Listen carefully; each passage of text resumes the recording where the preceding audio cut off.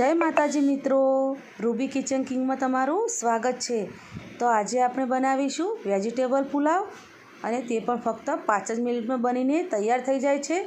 એકદમ છૂટો છૂટો આપણે વેજીટેબલ પુલાવ બનાવીશું અને આજે સ્ટુડન્ટો તેમની માટે તો આ રેસીપી એકદમ પરફેક્ટ છે અને એકદમ જોવામાં અને ખાવામાં એવો ટેસ્ટી આપણે આ પુલાવ બનાવીશું। બપોરે તમારાથી વધારે ખવાઈ ગયું હોય અને સાંજે કોઈ હળવું એવું નાસ્તા જેવું કરવું હોય તો આ પુલાવ તમે સાંજના ડિનરમાં બનાવશો તો એકદમ પરફેક્ટ રેસીપી રહેશે અને આ ખાવામાં અને પચવામાં પણ એકદમ સારો રહેશે। આ પુલાવ સાથે તમે છાશ, પાપડ, રાયતું ગમે તે સર્વ કરી શકો છો। તો ચાલો આપણે બનાવીએ વેજીટેબલ પુલાવ। સૌપ્રથમ આપણે કુકરની અંદર તેલ નાખીશું।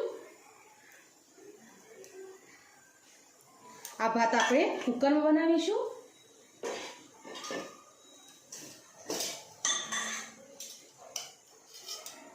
અને એક મોટી ચમચી જેટલું ઘી નાખીશું।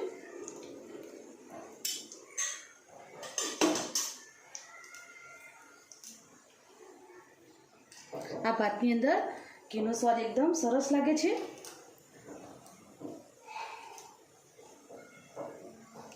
તો આ ખડા મસાલા લીધા છે, તજ, લવિંગ, જીરું, તમાલપત્ર, ચક્રી ફૂલ, એક લાલ મરચું। તો આપણે મસાલા નાખી દઈશું। તમે આ શાકભાજી લીધા છે, તમારા ઘરમાં જે શાકભાજી હોય તે તમે લઈ શકો છો। બટાકા, ટામેટાં, ડુંગળી અને વટાણા લીધા છે। તો આપણે સૌપ્રથમ ડુંગળી નાખીશું।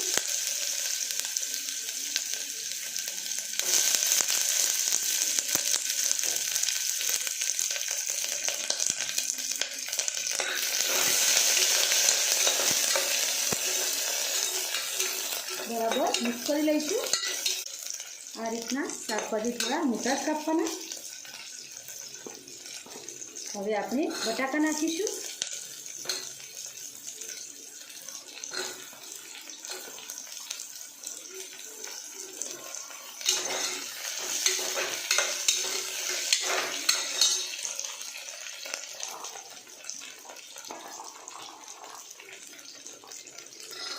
વટાણા નાખીશું।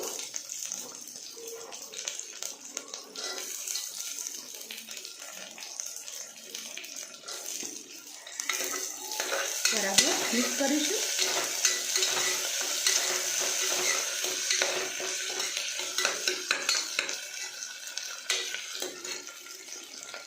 ટામેટાં નાખી દઈશું। 2 મિનિટ માટે શાકભાજીને તેલમાં સાતળશું।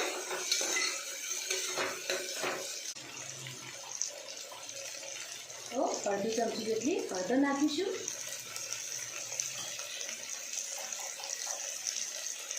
એક ચમચી ધાણા જીરું,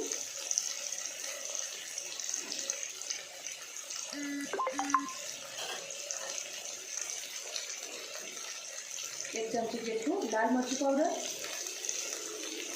જેટલું મીઠું નાખીશું। બરાબર મિક્સ કરી લેવાનું।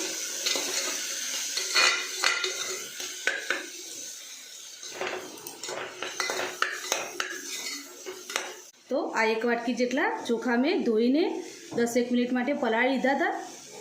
તો આ બાસમતી ચોખા છે, તો આપણે તે નાખીશું।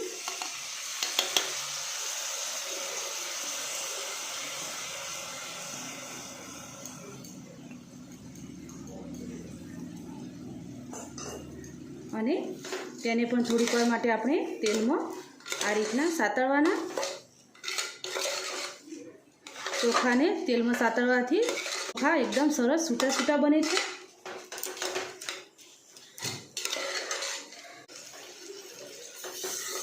તો ચોખા એકદમ સરસ તેલમાં સંતળાઈ ગયા છે।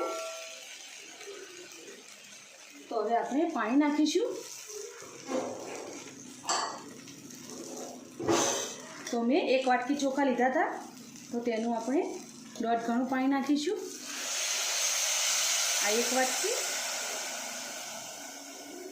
અને આ અડધી વાટકી, કારણ કે આપણે ચોખા પલાળ્યા છે.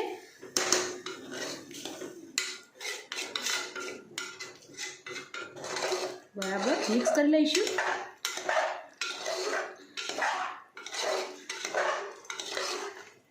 આ પુલાવ સ્વાદમાં એટલો સરસ બને છે અને તમારા ઘરમાં જે શાકભાજી હોય તે તમે નાખી શકો છો.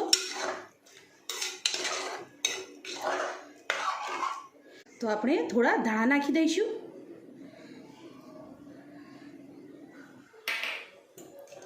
બરાબર મિક્સ કરી લેવાનું અને આ પુલાવનો મસાલો છે તે નાખીશું.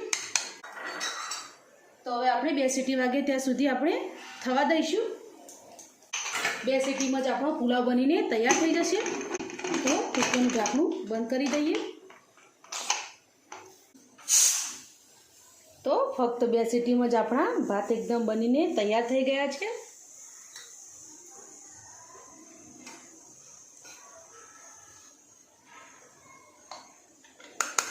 તો આપણે સર્વ કરી લઈશું. તો આપણો પુલાવ તૈયાર થઈ ગયો છે. તમે જોઈ શકો છો એકદમ સરસ છૂટો છૂટો બન્યો છે.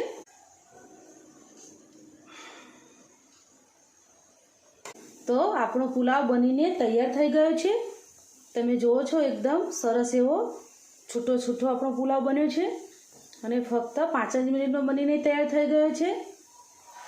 તો તમે આને સાંજે ડિનરમાં કે સવારે નાસ્તામાં તમે આ રીતના પુલાવ 5 જ મિનિટમાં બનાવીને તૈયાર કરી શકો છો. અને એકદમ ઓછા મસાલા અને આપણે શાકભાજી પણ એકદમ ઓછા લીધા છે. તો આ રીતના ટેસ્ટી એવો આપણો પુલાવ બનીને તૈયાર થઈ ગયો છે. તો આ પુલાવ તમે ઘરે ચોક્કસથી બનાવજો અને મને કમેન્ટમાં જરૂરથી કહેજો કે તમને આ રેસીપી કેવી લાગી. જો તમને આ મારી રેસીપી ગમી હોય તો વિડીયોને લાઈક કરો, શેર કરો, સબસ્ક્રાઈબ કરો અને ફરી મળીશું એક નવા દિવસે એક નવી રેસીપી સાથે. તો અત્યારે બાય બાય.